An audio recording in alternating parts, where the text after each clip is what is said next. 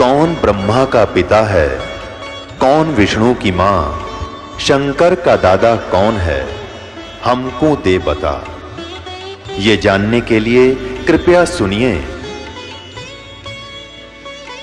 जगत गुरु तत्वदर्शी संत रामपाल जी महाराज के अमृत वचन सर्व पवित्र धर्मों के पवित्र शास्त्रों के आधार पर।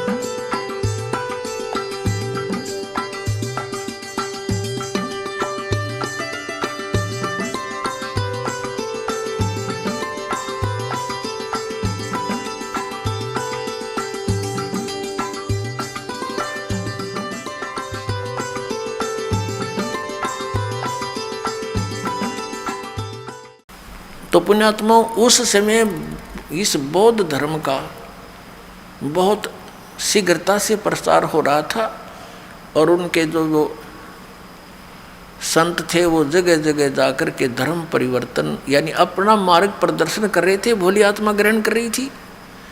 उस समय शंकराचार्य जी का जन्म यानी आना हमारे लिए वरदान सिद्ध हुआ।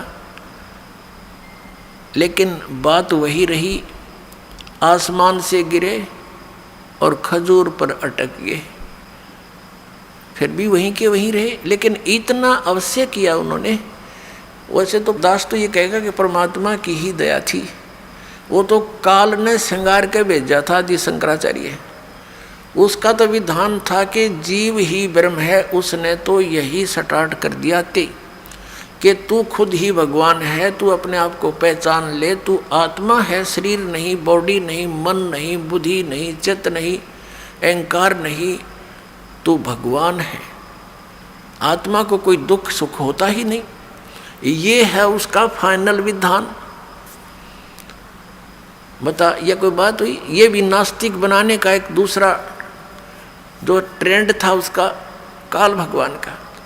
फिर परमात्मा ने देखा, दया करी कि उसके इस विधान ने कोई स्वीकार करने को तैयार नहीं कि क्या बक रहा है, ये क्या बोल रहा है, जीव ही भगवान है।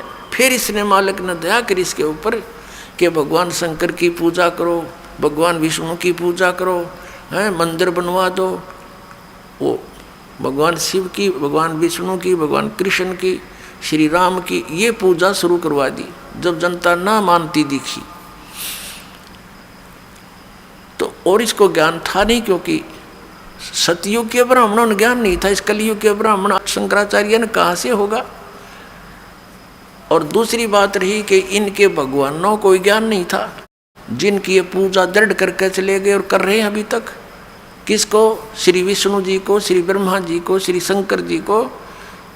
हमारे सदग्रंथों का ज्ञान नहीं था। अपुण्य आत्माओं, ये एक बहुत बड़े आश्चर्य की बात है। और दास सरलता से कह देता है, क्योंकि मुझे पूर्ण विश्वास हो चुका है परमात्मा के ज्ञान का, अध्यात्म मार्ग का। अब इनको ही अपने सदग्रंथों का ज्ञान नहीं था, वेदों का ज्ञान नहीं था। श्रीमद् भगवत गीता इन चारों वेदों का निष्कर्ष है, इनका जो है सारभूत समझो, उनका एक संक्षिप्त के अंदर ये वर्णन अधिकतर कोड वर्णों में है। यानी वेदों से तो परिचित हो ही नहीं, क्योंकि वो तो आपके पहुँच से ही बाहर हो गए। लेकिन श्रीमद् भगवत गीता भी परमात्मा ने दया करी, इस काल भगवान से बुलवा दी श्री कृष्ण में प्रवेश करके। न युद्ध के अंदर ज्ञान का के मेल, दोनों तरफ हथियार लिए खड़े, वहाँ ज्ञान बोला जा रहा है। ये परमात्मा ने दया बख्शी और इसका अपने रिमोट से इसको वहाँ सारा कुछ बुलवा दिया। और ये भी कहा दिया कि मैं तो काल हूँ भाई, और मेरी शरण में रहना तो युद्ध तुझे करना ही पड़ेगा। और यदि तुझे परम शांति चाहिए तो उस परमेश्वर की शरण में जा जो परम शांतिदायक है। उसके विषय में स्वयं कह दिया कि मैं नहीं जानता, चौथे अध्याय के 34वें श्लोक में। उसको तो तू किसी तत्वदर्शी संतों के पास जाकर उस तत्व ज्ञान को समझ जिस तत्व ज्ञान में उस परमेश्वर ने स्वयं आकर अपनी महिमा की जानकारी दे रखी है, वो सच्चिदानंद घन ब्रह्म की वाणी है, उसको समझ। तो पुण्यात्मा, इस आदि शंकराचार्य जी ने अपना तो सिद्धांत बता दिया कि अहम ब्रह्मास्मि, अयम आत्मा ब्रह्म, तत्वमसि, प्रज्ञानम ब्रह्म। इन्होंने 4 मठ स्थापित किए, 4 पीठ स्थापित की पूर्व पश्चिम उत्तर दक्षिण में। इनके न्यारे न्यारे अपने पदाधिकारी शंकराचार्य बना दिए। उनको प्रत्येक को एक एक वेद कि तू सिर्फ इस वेद को पढ़ेगा, इसका प्रचार इस क्षेत्र में करेगा, और ये तेरा मंत्र है अयम आत्मा ब्रह्म। और दूसरे का महावाक्य बता दिया तत्वमसि, तत्त्वमसि। तत्व माने वह परमात्मा, तू ही है, तो माने तू, असी माने है वो परमात्मा तू ही है। अहम ब्रह्मास्मि, मैं ही ब्रह्म हूँ, मैं ही परमात्मा हूँ। और अयम आत्मा ब्रह्म, ये आत्मा ही परमात्मा है। फिर भक्ति की क्या आवश्यकता रहेगी? और फिर ये कि भगवान विष्णु की पूजा करो, भगवान शिव की पूजा करो। फिर जब भगवान शिव और कृष्ण और रामचंद्र जी है तो जीव क्या रहा? फिर ये जीव आत्मा ब्रह्म कैसे होगी? तो इसको कहते हैं ऊआबाई। कबीर साहब ने उस परमेश्वर ने सच्चिदानंद घन ब्रह्म की वाणी में 5वें वेद में कहा है कि माला पैर हुए हैं मुक्ता, सटदल ऊआबाई बकदा। ये पैर का कंठी माला, ला के माथे में बिंदी तिलक, और ऐसे दिखे जैसे बड़े पहुंचे हुए महापुरुष होंगे। परमात्मा कहते कंठी माला सुमरणी, और पैर ऐसे क्या हो, ऊपर डूंडा साध का भीतर रख्या खो, अंतर रख्या खो। ऊपर तो महात्मा दिखा, संस्कृत में बोला है, माला पैर रखी, टक्की बंदी ला रखी है, कहते मुंड मुंडा रख्या ना गोट कति उस तरह फिरवा रख्या। कहते ऊपर डूडा साध का, ऊपर तो लोग दिखाओ ऐसा दिखा महात्मा ही पड़ा है, अंतर रख्या को, अंदर खख भी ज्ञान नहीं तेरे पास, तो आप भी डूबर, अनुयायियों ने भी डुबोएगा। तो पुण्यात्माओं,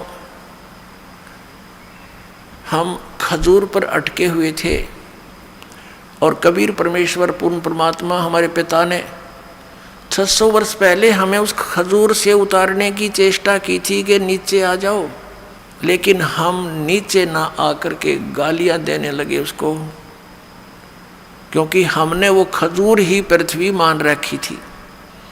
घने दिन तो वहीं लटक रहे थे बहुत वर्षों से। तो पुण्यात्माओं, अब परमात्मा ने हमारी आंखें बनाई ज्ञान वाली, अध्यात्म ज्ञान का हमारा मोतियाबिंद हो गया था। उस मोतियाबिंद के ऑपरेशन करने के लिए पहले तो आपको शिक्षा दी, फिर इस दास को ये दीक्षा दी और ये ज्ञान दिया कि अब ये दास सर्जन बना दिया आप सभी का अध्यात्म अज्ञान का, वो मोतियाबिंद का ऑपरेशन कर देगा और आपने साफ दिखाई देगा। आप सफल होगे, ज्ञान को समझेंगे। उसके लिए आप जी ने थोड़ा धैर्य रखना पड़ेगा, क्योंकि ये ज्ञान एक ही दिन में समझ में आने वाला नहीं है। 1-2 घंटे के सत्संग में आपको ये समझ में आने वाला नहीं है। लेकिन कहते हैं धीरे धीरे रे मना, और धीरे सब कुछ हो, माली सी चैसो घड़ा, समय आए फल हो।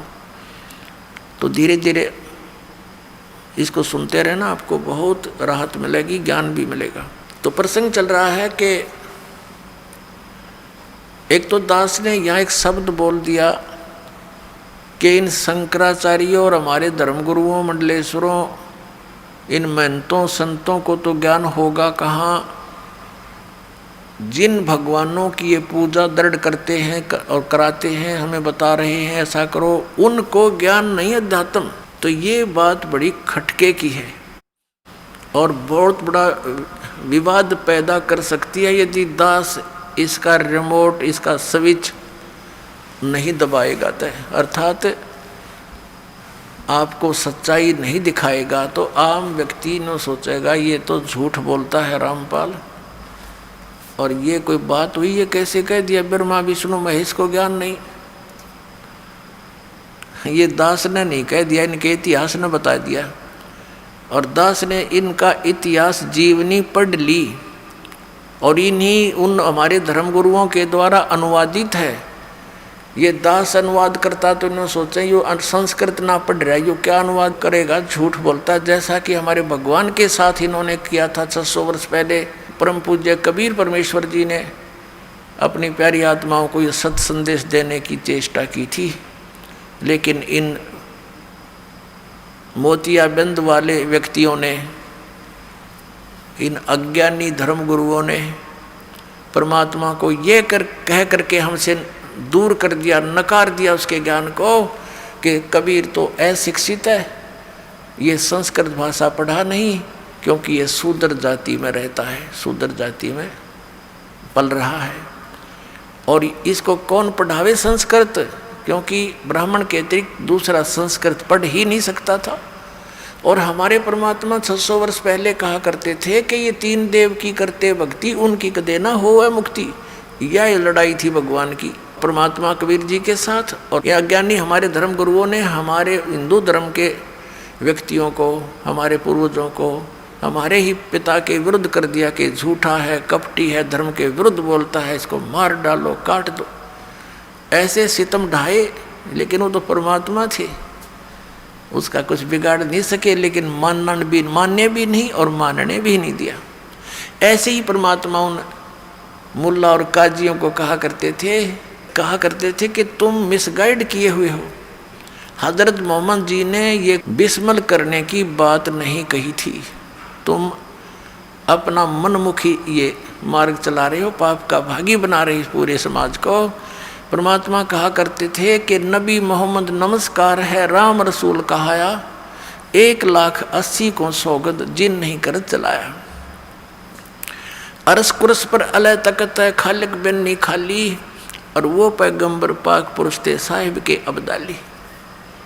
फिर क्या बताया कि हम मोहम्मद को वहाँ ले गए, जैसे परमात्मा का विधान है, वेदों में वर्णित है।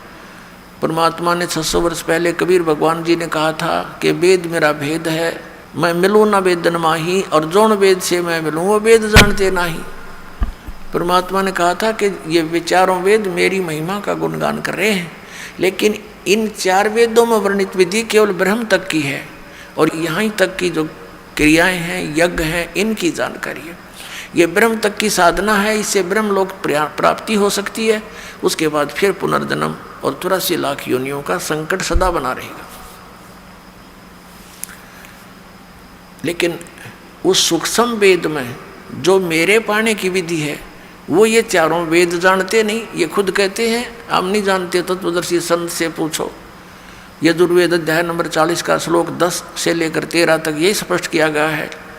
एक तो विद्वान और अविद्वान की परिभाषा बताई गई है, और एक ये बताया गया कि कोई तो परमात्मा को उत्पन्न होने वाला, जन्म लेने वाला साकार बताता है जो अवतार रूप में आता है, कोई निराकार बताता है। इसकी सही जानकारी तो तत्वदर्शी संत बताएगा, उनसे सुनो। ऐसे गीता जी अध्याय नंबर 4 के श्लोक नंबर 34 में कहा है कि उस तत्व ज्ञान को जो परमात्मा ने स्वयं आकर बताया है, उसको तू तत्वदर्शी संतों के पास जाकर समझ। उनको दंडोत प्रणाम करने से वो परमात्म तत्व को जानने वाले ज्ञानी महात्मा यानी तत्वदर्शी संत तुझे उस परमात्म तत्व का ज्ञान कराएंगे, परमात्मा का ज्ञान कराएंगे। तो इससे सिद्ध हो गया कि गीता ज्ञान दाता भी इनकम्प्लीट स्पिरिचुअल नॉलेज रखता है, अधूरा धार्मिक ज्ञान है, वो कंप्लीट नहीं है। वेद भी उन्हीं का, वेदों का सारांश ही श्रीमद् भगवत गीता है। तो इसे तो वो भी समझ सके। तो परमात्मा कहते हैं कि हम मोहम्मद को वहाँ ले गए, जैसे गुणों में लिखा भगवान क्या में कि वो अच्छी आत्माओं को मिलता है, उनको ज्ञान सुनाता है और अपना परिचय देता है, उसको सत भक्ति से परिचित कराता है। तो इसी अपने गुण आधार से, अपने गुण के आधार से हजरत मोहम्मद जी को परमात्मा मिले थे, लेकिन उस समय तक उनकी बहुत प्रभुता हो गई थी, बहुत से अनुयायी हो गए थे, विरोधियों पर भी उनकी सफलता हो गई थी। तो परमात्मा उनको मिले और दिखाया कि आप साधना इस काल भगवान तक की कर रहे हो। कहते हम मोहम्मद को वहाँ ले गए ऊपर, और इच्छा रूपी वहाँ नहीं रहे हो, वहाँ इसकी आस्था बनी नहीं, क्योंकि नीचे बहुत ज़्यादा अनुयायी हो गए थे, सब सलाम करणीय सेवक गणे हो गए थे। तो कहने का भाव है कि इच्छा रूपी वहाँ नहीं रहे हो, उल्ट मोहम्मद मैल पठाया, इस शरीर में भेज दी उसकी आत्मा। उल्ट मोहम्मद मैल पठाया, गुज बीरज एक कलमा लाया। कहते हैं एक गुज यानी गुप्त, गुज बीरज एक कलमा लाया, रोजा बंग नमाज देरे, बिस्मल की नहीं बात कही रे। कि उन्होंने ये 3 बातें बताई थी, रोजा यानी व्रत रखो, और बंग यानी ऊपर मस्जिद के अंदर चढ़ करके आवाज़ लगाना, और रोजा बंग नमाज दे रे, बिस्मल की नहीं बात कही रे। अब कहते नेम, कहते ये 5 वक्त की जो नमाज करते हैं, कहते ये 3 बताई थी उनको, ये बिस्मल नहीं करने को कहा था। 4 यार मतलब बिस्मल की थी, और गऊ पकड़ कर बिस्मल की थी। ये तो तुम्हारी अपना मशोरा है, आपकी बनाई हुई एक अपना लोक वेद है। ये हजरत मोहम्मद जी ने ऐसा नहीं कहा।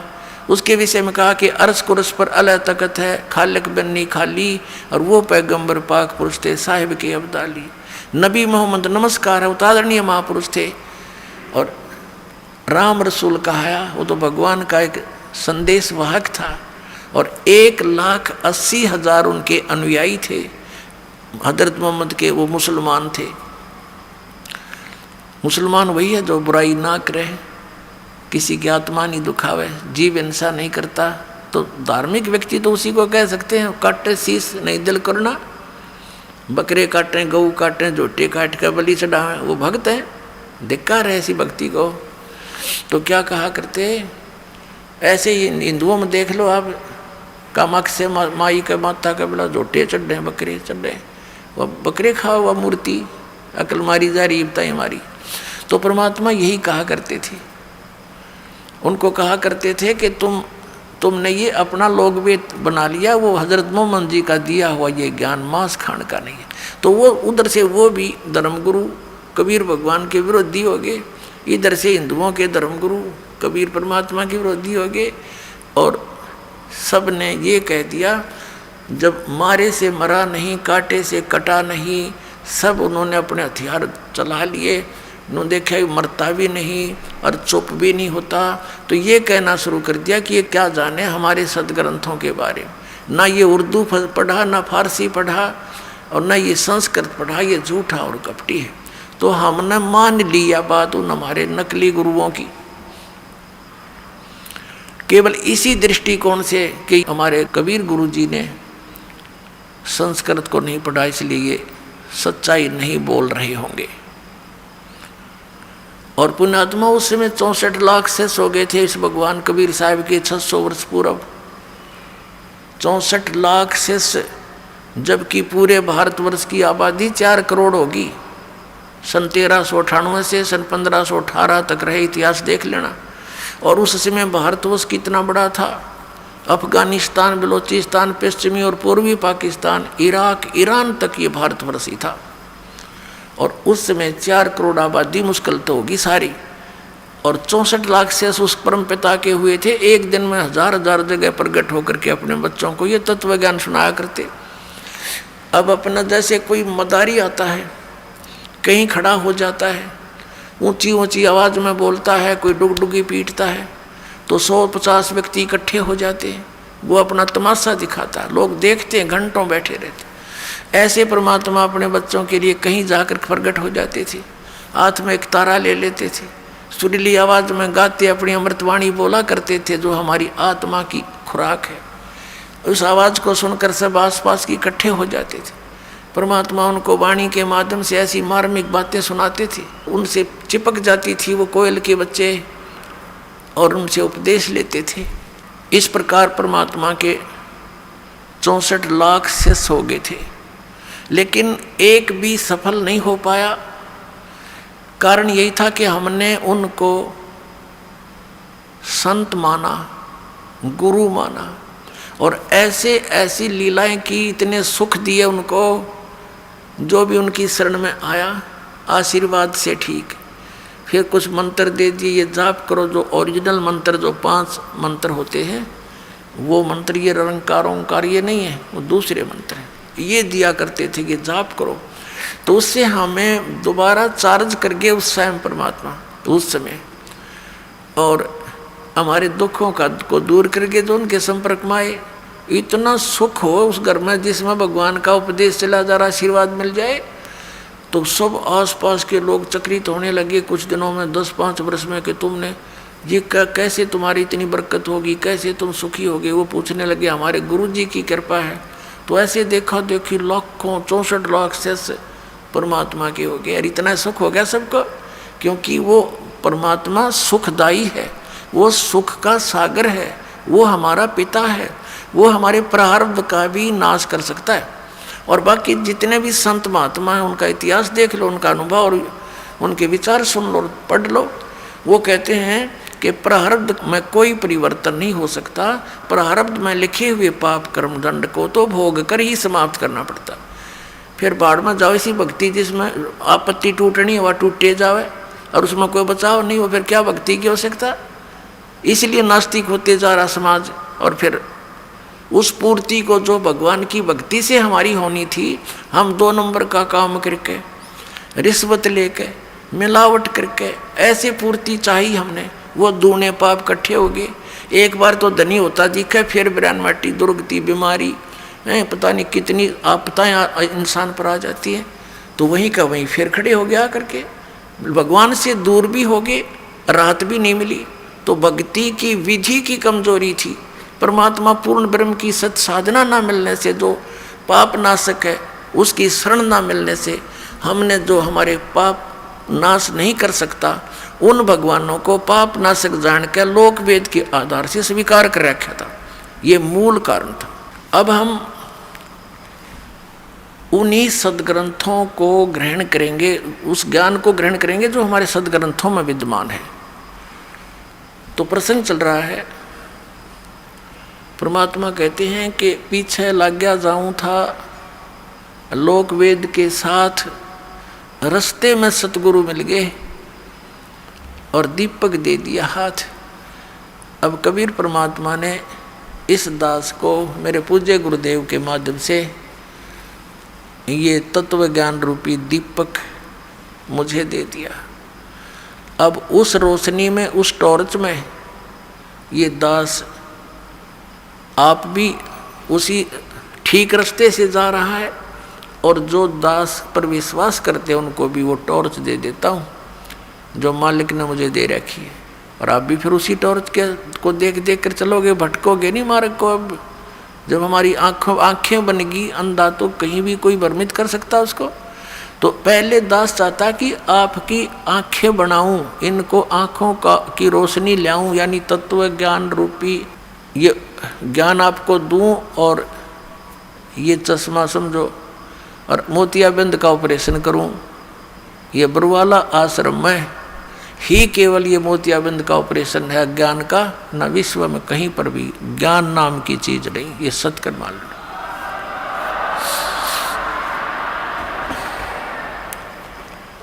अब आपको थोड़ा सा दास ने एक प्रश्न बोला था, एक शब्द कहा था कि इन शंकराचार्यों को और हमारे हिंदू धर्म के गुरु मंडलेश्वरों को ज्ञान कहाँ से होगा, जिनको ये भगवान संपूर्ण परमात्मा मानते हैं, नारायण मानते हैं, अजरो अमर मानते हैं, इनको ज्ञान नहीं अध्यात्म मार्ग का।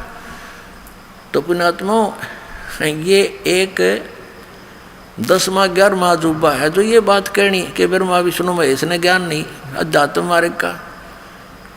लेकिन आज परमात्मा के बच्चे शिक्षित हो गए, नहीं तो पहला लठबाज लो मेरी गेला। और वो कर भी दिया था इन्होंने क्रोथा कांड, यही कारण था दास ये सच्चाई का था इन नकली आचार्यों की। या दुकानें बंद होने के कागार पा गई थी, इन्हें सोचा रोला रड़ा दे बात, दुनिया को बदनाम कर दो रामपाल को। कहीं ये सच्चाई जनता तक पहुंच गई तो तुम्हें धिक्कारेंगे और तुमसे भाग जाएंगे, तुम फिर कहाँ से चंदा मांग कर लाओगे। तो वो क्रोथा कांड करा दिया। लेकिन वो लीला थी दाता की, अपनी समर्थता दिखाई, आज सच्चाई ऊपर आई और पूरा विश्व धिक्कारेगा उन दुष्ट लोगों को जिन्होंने इतना दूर कर दिया समाज को, जो बहुत पहले हमारे पास आकर कल्याण कराना था।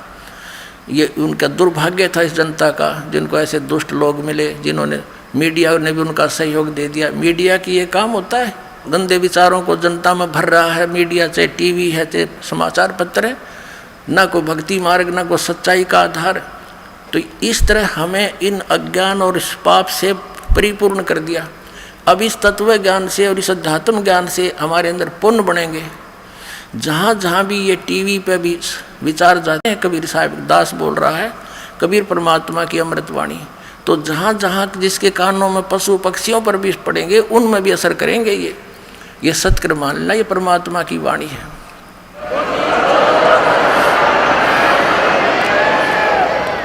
और जो आज तक हमने जितना भी पाप इकट्ठे किए, ये वाणी के कुछ पाप ऐसे इस वचनों से खत्म होते हैं। जैसे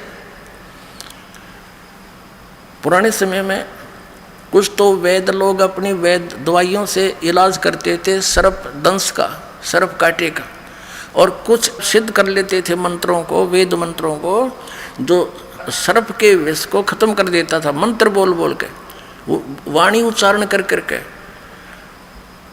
तो जैसे कोई सर्प डसा हुआ व्यक्ति बेहोश पड़ा है, अचेत, और वो मंत्र बोल रहा है, बोलने वाला गारडू वो सुन नहीं रहा वो व्यक्ति, लेकिन वो मंत्र उसकी बॉडी पर असर कर रहे हैं, उसकी आवाज़ बोल, वो मंत्र की जो आवाज़ है, वचन, और धीरे धीरे उसका सर्प का वो विष उतर जाता था और वो सचेत हो जाता था। तो ऐसे पुण्यात्माओं, ये अमृत वाणी परमात्मा कबीर जी द्वारा दिया गया जो तत्व ज्ञान है, ये सब सिद्ध वाणी है। लेकिन ये आम व्यक्ति के माध्यम से बोली गई तो उससे तो फिर वो असर करेंगी नहीं, क्योंकि कोई भी जैसे सिरंज है और सिरंज डिफेक्टिव है, उसमें स्वयं ही कुछ और डंगा है और उसके माध्यम से दवाई व काम ना करे, रिएक्शन और करेगी। तो परम संत जो उसका अधिकारी, उसके माध्यम से फिर वही वचन, वही औषधि बोली दी जाएगी कानों के माध्यम से, तो वो तुरंत असर करेगी। और जो नहीं सुन सकता, नहीं समझ सकते, पशु पक्षियों पर भी ये उस गारडू के मंत्र की तरह काम करेगी।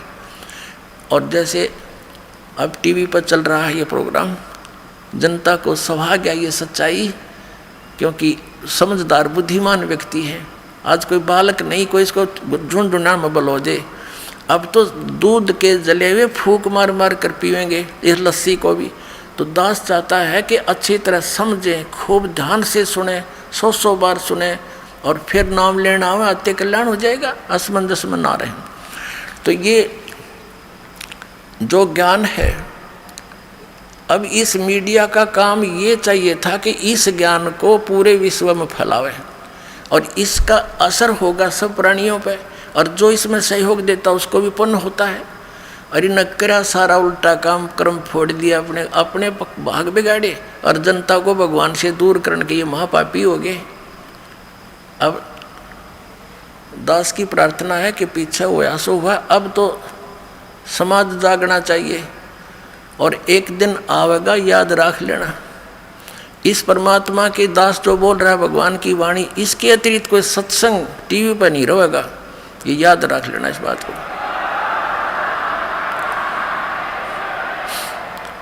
वो ज्ञान है, सारी बकवास सुनाने लग रहे, वही सतनाम, वही सतलोक, वही सचखंड, वही राधा स्वामी धाम, वही सतनाम, ये इनके सत्संग सिर न पैर किसी का। और ये जो हमारे धर्म गुरु सुनाते हैं, सारा गीता जी के विपरीत ज्ञान, वेदों और पुराणों के विपरीत ज्ञान देते हैं, इन्हें कौन सुना करेगा? ये ऐसे बकवादों को जो इन हमारे अंदर ठोक रखी थी, हमें मूर्ख बना रखा था, कोई नहीं सुनेगा। तो एक दिन ऐसा आएगा केवल यही सत्संग विश्व में और यही ज्ञान और एक भगवान कबीर साहब ही रहेगा। ये भगवान का आदेश समझ लो। और पूरे विश्व में सतयुग जैसा माहौल होगा, अब होगा। ये जय गुरुदेव मथुरावाला शिवदयाल जी वाले विचारों को नई बोतल में डालकर जय गुरुदेव बना कर धर गया, और सन 1950 से सत्संग कर रहा है, और अब इनकी मृत्यु हुई अभी इस मई के महीने में, उस श्री तुलसीदास जय गुरुदेव पंथ के प्रवर्तक की। और ये कहा करता था कि जय गुरुदेव सतयुग आओगा, हमारा जन्म भी ना हुआ था। हम जब थोड़े बहुत होश में आए, जब दीवारों पर लिखा देखा करते जय गुरुदेव सतयुग आओगा, जय गुरुदेव सतयुग आओगा। वहाँ भी बढ़िया अच्छी बात, सतयुग आओगा, हमारा सही टाइम पर जन्म हो गया। अब कलयुग तक और आ गया, पर सतयुग आसपास दिखा नहीं हमने। कलयुग और आ गया, बल्कि उससे बढ़ गया। वो पुण्यात्मा थे, बहुत पुण्यात्मा थे, पिछले जन्म के भक्ति से परिपूर्ण थे, लेकिन आगे जैसे कोई बैटरी चार्ज होती है पहले की, उस इन्वर्टर की बैटरी चार्ज है, चाहे उस पर चार्जर भी नहीं लगा रहा, कनेक्शन कट रखा है, तो भी वो अपना काम करती है, पंखा भी चलता है, ट्यूब भी जगती है, और ऐसे लगता है बिल्कुल ठीक है। आगे चार्जर न होने से एक कदम सब सुविधाएं बंद हो जाती हैं, वो फिर फटफट करके बंद हो जाता है। तो ये पुण्यात्मा थे। शिवदयाल जी राधा स्वामी पंथ के प्रवर्तक को परम धनी मान के इसका फंस गए, उसी परंपरा से जुड़े हुए थे, क्योंकि अब स्वयं इनके वचन में शक्ति थी, पिछले पुण्यकर्मी प्राणी थे, उनसे भी अधिक थोड़े ही समय में जनता को अपने पीछे लगा लिया, महात्मा बुद्ध की तरह। और पुण्यात्माओं सत्कर्म मान लेना, ये राधा स्वामी पंथ, धन धन सदगुरु पंथ, सच्चा सौदा पंथ, और ये बालयोगेश्वर पंथ, और ये निरंकारी पंथ, ये सारे काल प्रेरित पंथ है, और इनके द्वारा बताई गई साधना बिल्कुल यूजलेस है, इसका कोई लाभ नहीं, क्योंकि ये शास्त्र अनुकूल नहीं। तो पुण्यकर्मी प्राणी अपने आप पिछले संस्कारों से थोड़ा बहुत लाभ हो रहा था, जैसे दास बता रहा था, और इन्हीं को श्रेय मिल रहा था। अगर ये भक्ति स्टार्ट ना होती, दाता हम पर दया नहीं करते, तो वो चीन जैसा हाल भारत में हो जाना था, और 50-100 वर्ष के बाद, ये गारंटीड बात समझे। भक्ति में आस्था नहीं रहती, सभी भगत इतने, और जो की तो बकवादे, किसी ने विकार छोड़ नहीं रखे, कोई बुराई त्याग नहीं रखी है, सब वही नो के नो, रिश्वतखोरी, शराब के ठेके बढ़ गए, तम्बाकू का सेवन बढ़ गया, भांग पीने लग गए, सुल्फे पीने लग गए बच्चे। अब इस ज्ञान से अब धीरे धीरे देखना, ऐसे शांति आ जाएगी। माया किस लिए जोड़ती हम? बड़ी कोठी बनाएंगे, बड़ी कार खरीद कर चलेंगे, और 1 मिनट में मृत्यु हो जा, कुत्ता बन के सैर सपट्टा, कभी कार के नीचे घर, कभी कोठी के पीछे गए, वहीं घूमया करेगा। तो जो कार्य हमने करना चाहिए था वो भूल रहे थे हम, अब उसको करेंगे, और उसके करने से ये सुख जो भौतिक है, ये तो बिना मांगे आपके चरणों में पड़ी रहा करेंगे। ये परम पिता का वचन समझ लेना, कबीर भगवान का। सत्कर्म मानना। तो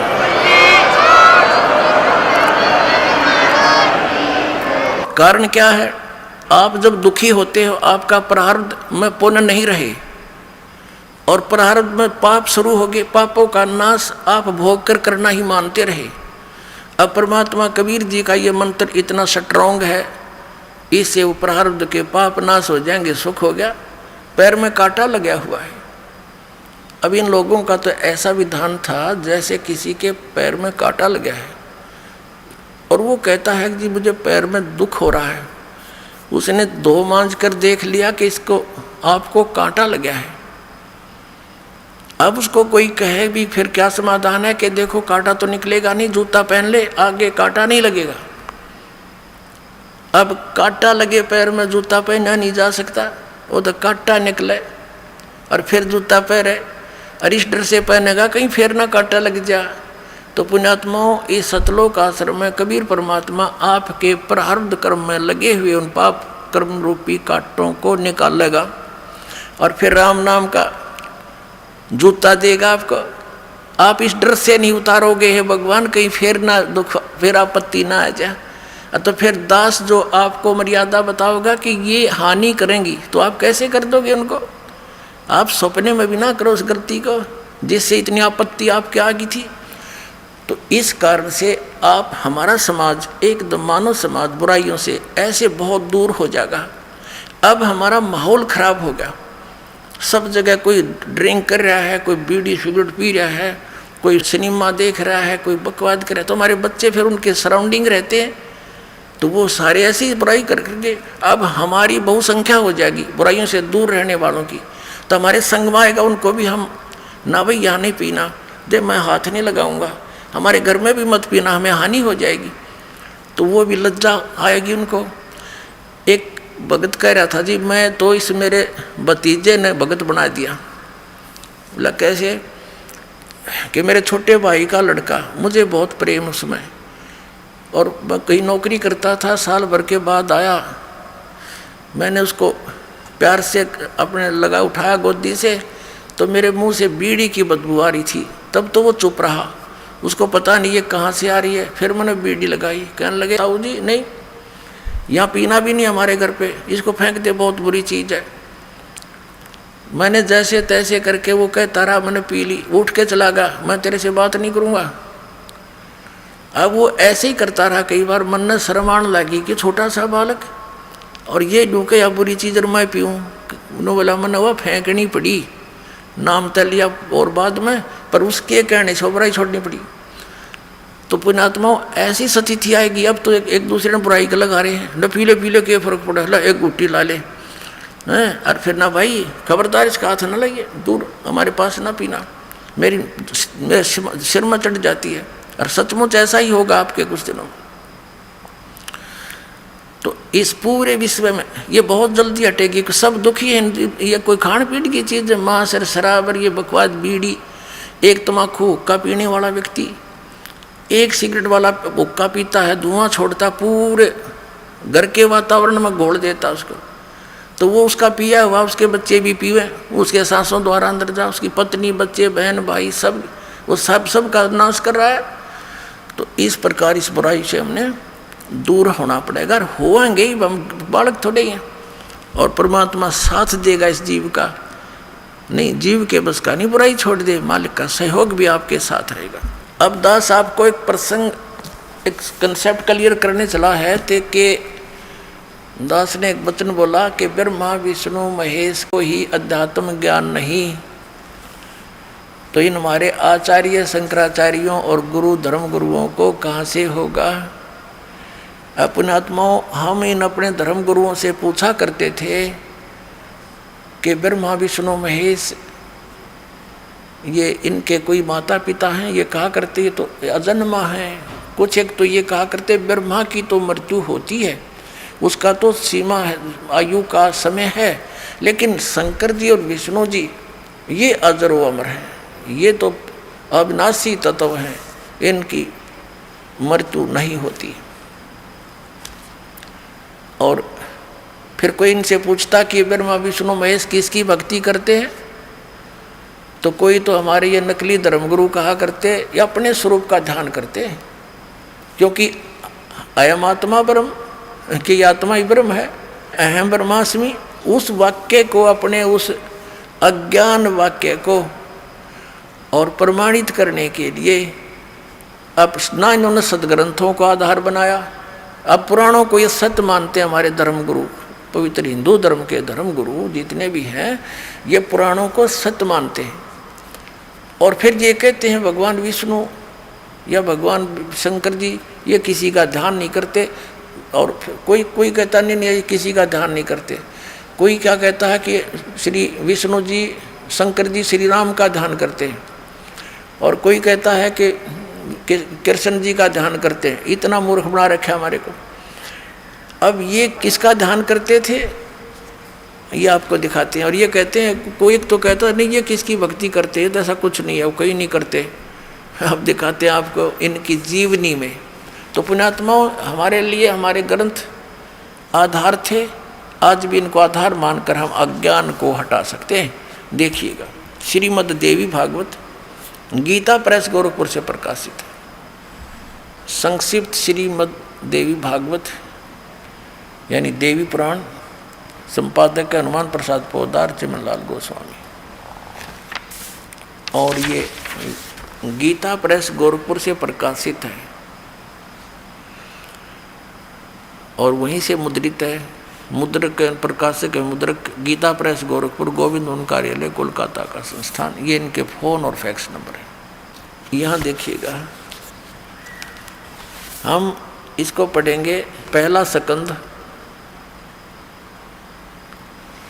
और संक्षिप्त देवी भागवत 28 पृष्ठ से।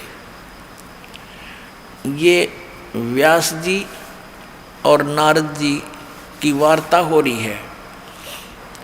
नारद जी ने कहा, महाभाग व्यास जी, तुम इस विषय में जो पूछ रहे हो ठीक ही प्रश्न मेरे पिताजी ने यानी श्री ब्रह्मा जी ने भगवान श्री हरि से किया था, विष्णु जी से किया था। देवा अधिदेव भगवान जगत के स्वामी हैं। लक्ष्मी जी उनकी सेवा में उपस्थित रहती हैं। दिव्य कौस्तुमणि उनकी शोभा बढ़ाती है। वे शंख चक्र गदा लिए रहते हैं, पीताम्बर धारण करते हैं, 4 भुजाएं हैं, वक्ष स्थल पर श्रीवत्स का चिन्ह चमकता रहता है। वे चराचर जगत के आश्रयदाता, जगत गुरु एवं देवताओं के भी देवता हैं। ऐसे जगत प्रभु भगवान श्री हरि, देखो अब नारद जी का ज्ञान सुन ले। ऐसे जगत प्रभु भगवान श्री हरि महान तप कर रहे थे, उनकी समाधि लगी थी। यह देखकर मेरे पिता ब्रह्मा जी को बड़ा आश्चर्य हुआ। वह अतः उन्होंने उनसे जानने की इच्छा प्रकट की। ब्रह्मा जी ने पूछा, प्रभु आप देवताओं के अध्यक्ष, जगत के स्वामी, भूत भविष्य एवं वर्तमान सभी जीवों के एकमात्र शासक यानी उनके मालिक भगवान, फिर आप क्यों तपस्या कर रहे हैं और किस देवता की आराधना में ध्यान मगन है? मुझे असीम आश्चर्य तो यह हो रहा है कि आप देवेश्वर एवं सारे संसार के शासक होते हुए भी समाधि लगाए बैठे हैं। ब्रह्मा जी के विनीत वचन सुनकर भगवान श्री हरि यानी हम पहला स्कंद 29 पृष्ठ पर आ गए। श्री हरि उनसे कहने लगे, ब्रह्मन सावधान होकर सुनो, मैं अपने मन का विचार व्यक्त करता हूँ। देवता दानव मानव सब यही जानते हैं कि तुम सृष्टि करते हो, मैं पालन करता हूँ और संकर संहार किया करते हैं, किंतु फिर भी वेद के पारगामी पुरुष अपनी युक्ति से यह सिद्ध करते हैं कि रचने पालने और संहार करने की यह योग्यता जो हमें मिली है उसकी अधिष्ठात्री शक्ति देवी हैं। वे कहते हैं कि संसार की सृष्टि करने के लिए तुम में राजसी शक्ति का संचार हुआ, यानी रजगुण ब्रह्मा सिद्ध हुआ। मुझे सात्विक शक्ति मिली, सतगुण विष्णु हुआ और रुद्र में तामसी शक्ति का आविर्भाव हुआ। उस शक्ति के अभाव से तुम इस संसार की सृष्टि नहीं कर सकते, मैं पालन करने में सफल नहीं हो सकता और रुद्र से भी संहार कार्य होना भी संभव नहीं। ब्रह्मा जी हम सभी उस शक्ति के सहारे ही अपने कार्यों को सदा सफल करते हुए आए हैं। सुवर्त प्रत्यक्ष और परोक्ष दोनों उदाहरण मैं तुम्हारे सामने रखता हूँ, सुनो। यह निश्चित है कि उस शक्ति के अधीन होकर ही मैं इस शेष नाग की सैया पर सोता और सृष्टि करने का अवसर आते ही जाग जाता हूँ। मैं सदा तप करने में लगा रहता हूँ। उस शक्ति के शासन से कभी मुक्त नहीं रह सकता। कभी अवसर मिला तो लक्ष्मी के साथ सुखपूर्वक समय बिताने का सौभाग्य प्राप्त होता है। मैं कभी तो दानों के साथ युद्ध करता रहता हूँ। अखिल जगत को भय पहुँचाने वाले दैत्यों के विकराल शरीरों को शांत करना मेरा परम कर्तव्य हो जाता है। और देखो कमाल कर दिया, मुझे सब प्रकार से शक्ति यानी दुर्गा जी के प्रकृति देवी के अधीन होकर रहना पड़ता है। उन्हीं भगवती शक्ति का यानी दुर्गा का मैं निरंतर ध्यान किया करता हूँ। ब्रह्मा जी, मेरी जानकारी में इन भगवती शक्ति से बढ़कर दूसरे कोई देवता नहीं। अपने आत्माओं, ये आ गया अंत हमारे श्री विष्णु भगवान के अध्यात्म ज्ञान का। ये कहते हैं कि मैं दुर्गा यानी देवी जी, श्री देवी जी की भक्ति करता हूँ और इससे ऊपर मैं किसी भगवान से परिचित नहीं हूँ। मेरे लिए फाइनल गॉड है। अपने आत्माओं श्री देवी जी क्या कहती है, ये वचन और सुन लो। अब इस शिक्षा का आपके लिए एक वरदान होगा कि हम भगवान पहचानेंगे और भक्ति कोई कठिन नहीं, 2 मिनट में अपना सत भक्ति हुई, सब एक रस समाज हो गया, तो रोज़ भक्ति बढ़ेगी। अब तो हमारे को नियम खंडित करवा देता है समाज में, ये ज्ञान अभी फैला नहीं है, तो विरोधी घने हो जाते हमारे बच्चों के, धीरे धीरे सब ठीक हो जाएगा। अब देखना, अब देवी जी क्या बताती है, वो कहती है राजा हिमालय को ज्ञान दे रही है और कह रही है कि वैसे तो कह रही मेरी भक्ति कर, लेकिन इससे मोक्ष वोक्ष कुछ नहीं। फिर कहे कि उस ब्रह्म की भक्ति करो, ब्रह्म की, उसका ओम नाम है, और उसको टारगेट मानकर, इष्ट मानकर ब्रह्म की भक्ति करो, ब्रह्म लोक में चले जाओगे और सब बातें छोड़ दो, यानी मेरी भी पूजा त्याग दो। देखिएगा, ये 7वां स्कंद है।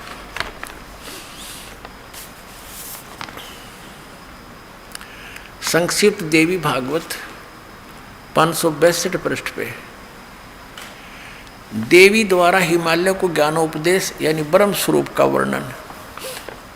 श्री देवी जी कहने लगी, पर्वतराज, ये तो इन्होंने अपने बारे में बताया। फिर यहाँ से कहा कि उस ब्रह्म का क्या स्वरूप है, यह बतलाया जाता है, जो प्रकाश रूप सबके अत्यंत समीप में स्थित हृदय रूप गुहा में स्थित होने के कारण गुहाचर नाम से प्रसिद्ध और महान पद अर्थात परम प्राप्य है। देखना, वह समस्त प्रजा के ज्ञान से परे है, अर्थात किसी की बुद्धि में आने वाला नहीं है, यह तुम जानो। जो परम प्रकाश रूप है, जो सूक्ष्म से वेतन सूक्ष्म है, जिसमें संपूर्ण लोक और उन लोकों में निवास करने वाले प्राणी स्थित हैं, वही ये अक्षर ब्रह्म है, वही सबकी वाणी है, वही सबके प्राण है, वही सबकी वाणी है। अब देखो, दुर्गा के ज्ञान से भी परिचित होते चलना, श्री दुर्गा जी के ज्ञान से वो ब्रह्म को अक्षर ब्रह्म कह रही है, जबकि यह सर ब्रह्म है। फिर भी ध्यान से सुना, वही उसी सबकी वाणी है, सबका मन है, यह परम सत्य और अमृत अविनाशी तत्व है। सौम्य, उस वेदने योग्य लक्ष्य का तुम वेदन करो, मन लगाकर उसमें तन्मय हो जाओ। ये तो वही बात आगे नीचे आते हैं, उसका ओम नाम है और ब्रह्म को लक्ष्य मानकर जीवात्मा जाप करे। यहाँ स्पष्ट कर दिया, उस एकमात्र परमात्मा को ही जाने, दूसरी सब बातों को छोड़ दे। अर्थात मेरी पूजा भी मत करना और कोई पूजा नहीं करना, केवल एक ब्रह्म की पूजा करो। यही अमृत रूप परमात्मा के पास पहुंचाने वाला पुल है। संसार समुद्र से पार होकर अमृत स्वरूप परमात्मा को प्राप्त कराने का यही सुलभ साधन है। इस आत्मा का देखो, लिखा है कि अंतर्यामी रूप से वर्तमान है। इस आत्मा का ओम के जप के साथ ध्यान करो, इससे अज्ञान में अंधकार से सर्वथा परे और संसार समुद्र से उस पार जो ब्रह्म है उसको पा जाओगे, तुम्हारा कल्याण हो। यानी ओम नाम जाप करो, ब्रह्म को इष्ट मानकर, नथिंग एल्स, और कोई नहीं पूजा करनी, तो वहाँ उसको पा जाओगे, तुम्हारा कल्याण हो। वो कहाँ रहता है, ये देखना 563 पृष्ठ पे, वह यह सबका आत्मा ब्रह्म ब्रह्मलोक रूप दिव्य आकाश में स्थित है। हो गया, ये ब्रह्मलोक में रहता है वो ब्रह्म, और ओम नाम का जाप करो, ब्रह्मलोक में चले जाओगे उसके पास। इतना सा ज्ञान देवी ने दिया। अपने आत्माओं, श्री देवी जी ने एक बात और स्पष्ट किया है कि वेदों को छोड़कर, यानी और किसी भी ग्रंथ का आश्रय लेकर आध्यात्मिक साधना मत करना, वो ज्ञान भ्रमित है। इसके दिखाते हैं आपको, ये 7वां स्कंद और संक्षिप्त देवी भागवत 570 से लेंगे हम। यहाँ से प्रसंग चल रहा है। श्री देवी जी कहती है, राजन यानी पर्वतराज, ये हिमालय को बता रही है, हिमालय को श्री देवी बता रही है। क्या बता रही है, यहाँ आ जाते हैं हम 571 अपने काम की बात पढ़ देंगे 571 पर। वेद में कहे गए धर्म का परित्याग करके जो अन्य धर्म का अवलंब कर लेते हैं, राजा को चाहिए कि उन अधार्मिक व्यक्तियों को अपने राज्य से निकाल दें। ब्राह्मण लोग उन अधर्मिकों से न बातें करें और न उन्हें अपनी पंक्ति में बैठावें। और देखो फिर क्या लिखा है कि इस जगत में तरह तरह के अन्य जितने शास्त्र हैं वे सभी श्रुति और स्मृति से विरुद्ध होने के कारण तामसी कहे जाते हैं। उन शास्त्रों का नाम है वाम, कपाल, कौलक और वैरागम। शिव ने मोह में डालने के लिए यानी धोखा देने के लिए, मूर्ख बनाने के लिए इन शास्त्रों का प्रतिपादन किया है। इनमें कहीं कहीं वेदों से अविरुद्ध अंश हैं, यानी वेदों के अनुसार ही हैं। वेदज पुरुष उस अंश को ग्रहण कर लें तो कोई दोष नहीं। वेद से भिन्न अर्थ को स्वीकार करने के लिए द्विज सर्वथा अनधिकारी है। अतएव वैदिक पुरुष सम्यक प्रकार से प्रयत्न करके वेद का ही आश्रय ले, यही शाश्वत धर्म है। अब इसमें आपने ये तो पढ़ा, थोड़ा सा और कंसेप्ट क्लियर कर दें कि वर्तमान के ब्राह्मण ये जो थे, ये हमारे जो आदि शंकराचार्य और जितने वर्तमान के शंकराचार्य ये ब्राह्मण हैं सारे। हिंदू धर्म के गुरु ब्राह्मण थे, ये ब्राह्मण हैं कलयुग के ब्राह्मण। और इन कलयुग के ब्राह्मणों को इस देवी पुराण में क्या संज्ञा दी है ये पढ़ा दूँ थोड़ा, क्योंकि ये हमारे धर्मगुरु इन कहते हैं कि हम पुराणों में जो लिखा सत्य मानते हैं, तो कृपा इन एक बार फिर पढ़ लो और सुधर जाओ। ये दास की यही प्रार्थना है, समाज शाना हो गया। देखो ये वही देवी भागवत चल रही है, आपको दिखाते हैं। 471 414 पृष्ठ पर दिखाते हैं। ये छठा स्कंद है और संक्षिप्त देवी भागवत पृष्ठ 414। यहाँ से हम शुरू करते हैं। जन्मेजय ने पूछा, महाभाग किस युग में कैसा धर्म का स्वरूप है, इस संपूर्ण विषय को विशेष रूप से बताने की कृपा कीजिए। व्यास जी बोले, व्यास जी बता रहे हैं।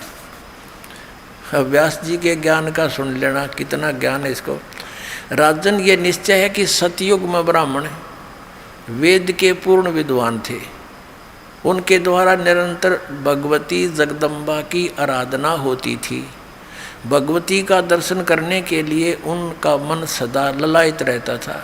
अब देख लो हमारी सतयुग के ब्राह्मणों के बारे में वेद व्यास जी बता रहे हैं कि वह वेद के पूर्ण विद्वान थे और दुर्गा की पूजा करा करते है। इनमें कल्पित है, इन पढ़ा वेदों को।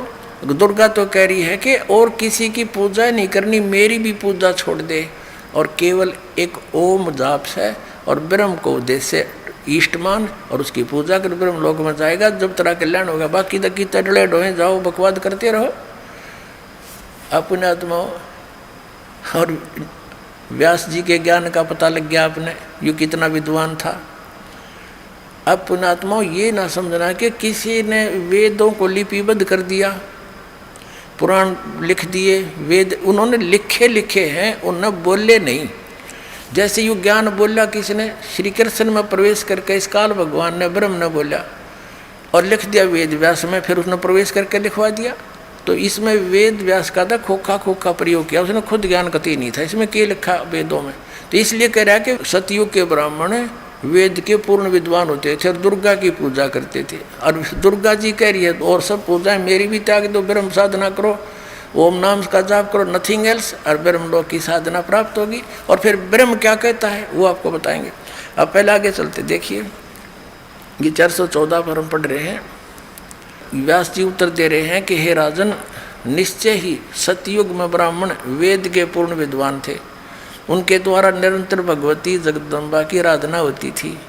भगवती का दर्शन करने के लिए उनका मन सदा ललायित रहता था। प्रत्येक गांव में शक्ति मंदिर का उद्घाटन हो, इस विषय की उनके मन में बड़ी उत्सुकता थी। यानी मंदिरा के लठ भी इन नन गढ़वारा के सतयुग तो प्रारंभ हो रहे, वेद विरुद्ध ज्ञान करते हुए।